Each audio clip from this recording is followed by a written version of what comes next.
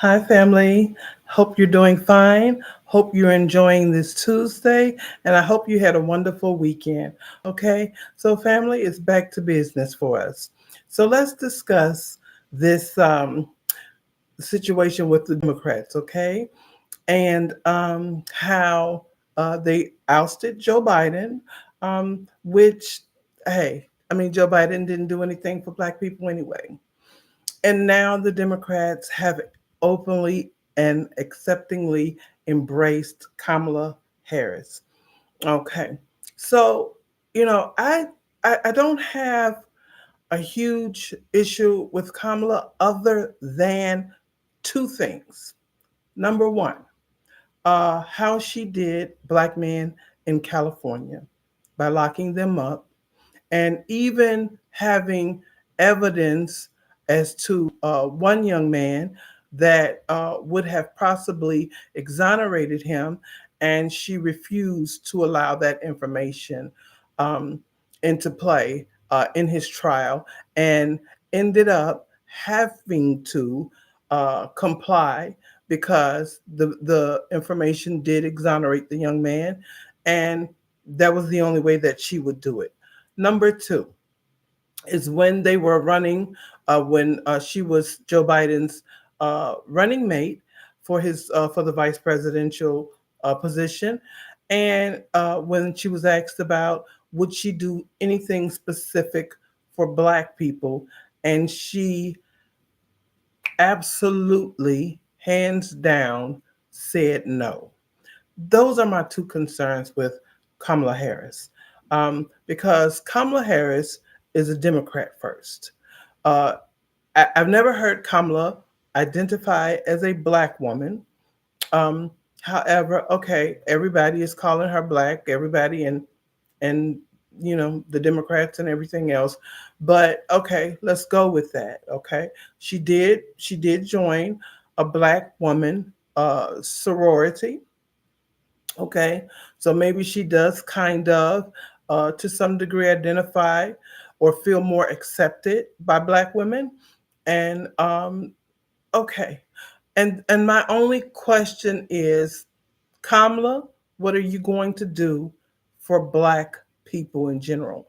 Because you can do for Black women, but to bring our community to a higher standard and where it should be, you should do something for Black people. And I would begin by saying reparations would be the first thing you should try to really work out something. You can do, once you become president, you can do an executive order. I mean, if Kamala did something like that, I promise you, I will vote for her this term, and I would vote for her next term. Or if Joe Biden did it, and before he leaves office, maybe he'll be mad enough now that the Democrats have forced him out that he will go ahead and do an executive order for reparations. Wouldn't that be something? Wouldn't that be something, family? That would be wonderful.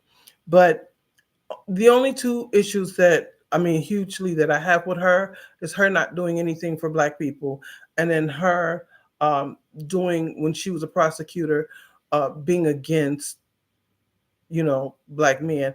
Because my thing is this: it's okay to be a prosecutor. It's a job. It's okay.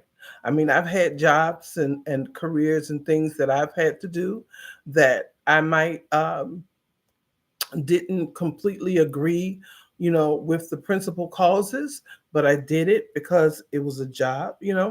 However, when it came down to the system working against my people, I was absolutely vehemently against that. As I am today, I had a position, and I have spoke about this. It wasn't a public position, but it was in a setting as far as working with the public um, and the courts and the court system and stuff, and a lot of it went against my people. And every opportunity I had, I advocated for Black people. I did. I had situations where I had court judges threatening, to hold me in contempt, or threatening to yelling at me in the courtroom in front of everybody.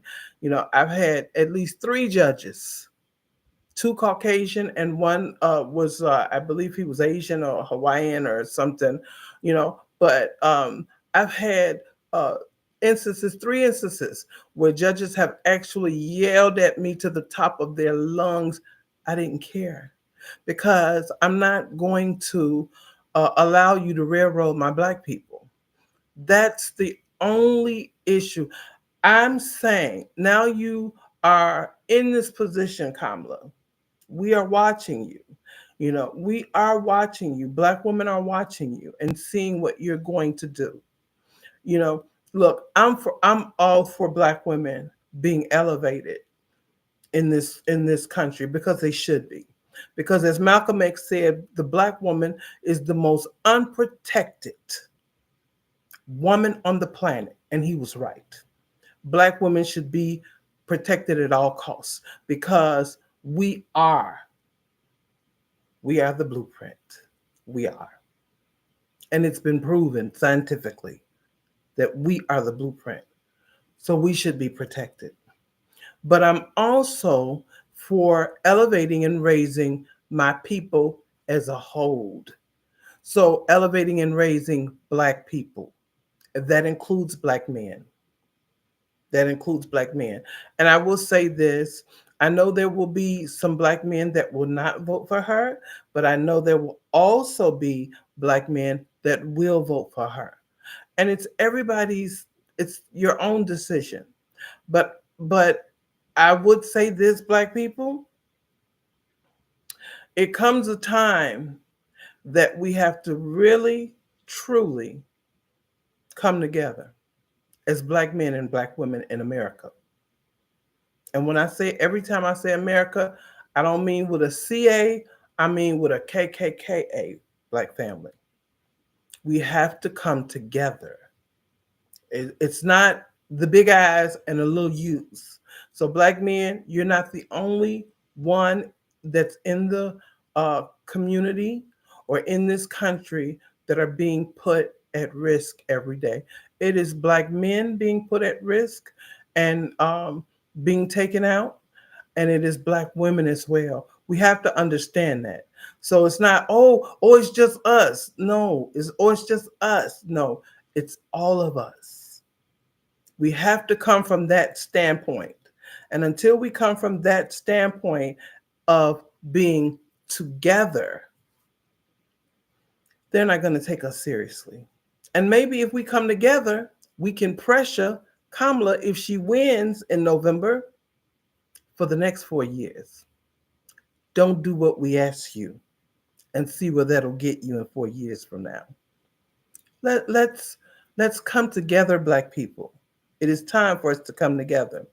And I even heard about, I think they said it was 44,000 Black women that came together to raise money for her.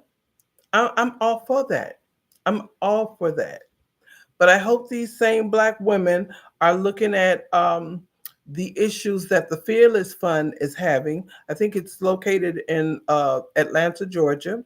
The Fearless Fund that provides money and uh, funds and things for Black women that are starting business, because I think the attorney's name is Richard Bloom, has filed a suit against them, and they were granted, or he was granted by the court, they were granted that they could not just provide funds for Black women business women. So that's something that we need to look at as well, Kamala. We have to look at that as well, because those kinds of things are necessary for Black people. Okay. Black people, men and women, have a very hard time getting business loans and things like that in this country, because we are stigmatized, you know, and they don't want to give us business loans. And I don't care how great your idea is, they don't want to give us loans. We have to really, um, make changes as to that. It doesn't matter if you are Black representation in a position of office, or position or office of, substance if you do nothing substantial for Black people. Because when white people get in office, they make policies for white people. I'm not saying you can't make policies for everyone. You should, as the president of the United States, but you should also make policies for Black people. We have to look out for Black people, especially when Republicans are coming against everything that has been put in place due to racism and oppression in America.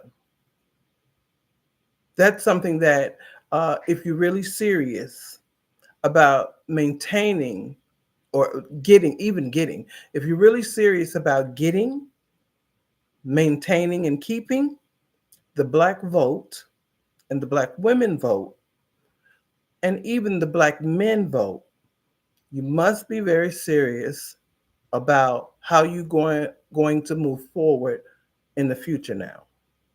So I hope that will happen, family. The only thing we can do is go off of what we know and go off of what we see.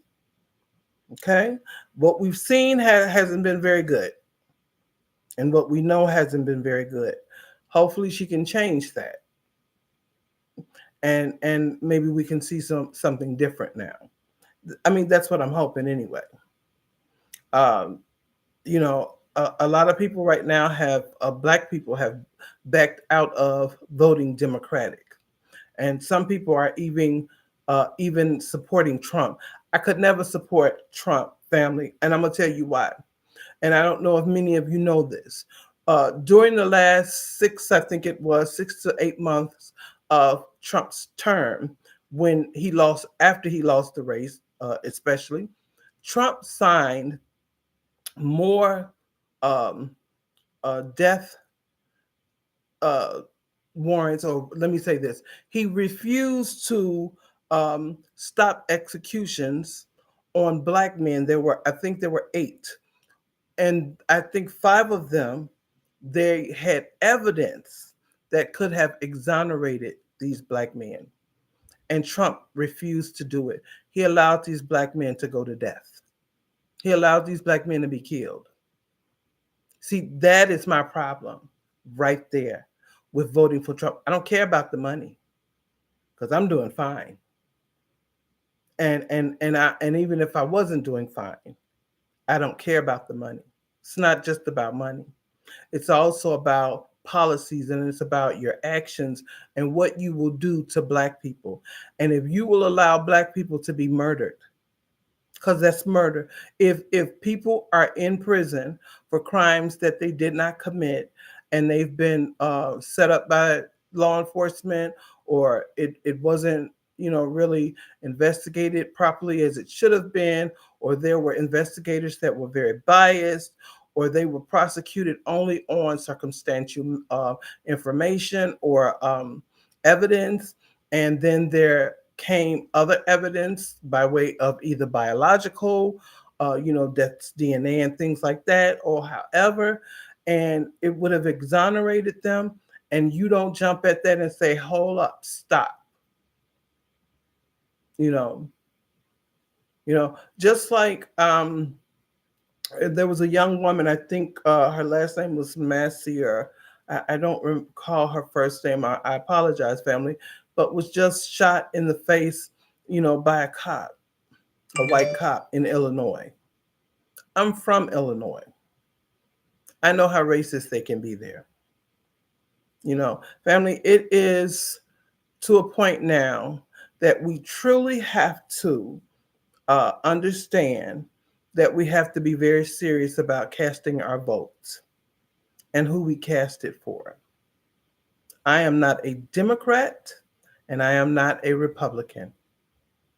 I am independent, but that does not mean I will even give my vote to an independent candidate if they're not aligning with my goals for my community. And the goals for my community is that we all have equal opportunity. So, I mean, I just want you guys to think about that and how we should move forward, and we should rationalize before moving forward. Don't move forward with emotion, move forward with rationalization, knowledge, and information is what we have to do, family. Family, I thank you so much for your time. I thank you for joining me. I would love it if you would subscribe, like, and share the content, family. It'll get better, I promise you. I'll come more often if you'd like me to. Just keep coming back, family. And I really appreciate you. This channel is for Black Americans, true descendants of slaves who have suffered in this country. And we know very well. Thank you, family. You have a all have a blessed day and be blessed. Bye-bye.